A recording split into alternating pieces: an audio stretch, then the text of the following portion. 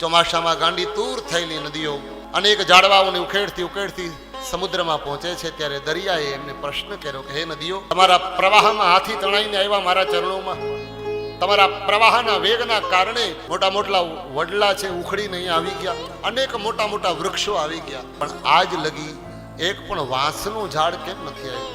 શું ધરતી પર વાંસ ફૂટી પડ્યા છે? નદીઓ, તમે વાંસને ઉખેડીને કેમ નથી લાવી શક્યા? ત્યારે એ નદીઓએ જવાબ આપ્યો, હે સ્વામીનાથ, અમે આ ધરતીના અમારા માર્ગમાં આવતા અનેક ઝાડવાઓને ઉખાડીને તારા ચરણોમાં સ્વામી સમર્પિત કરીને તને પ્રસન્ન કરવાનો પ્રયાસ કર્યો, પણ વાંસ પણ અમારા માર્ગમાં આવ્યા, તો કેમ તમે ઉખાડી ન શક્યા? તમારી શક્તિ ઓછી થઈ ગઈ?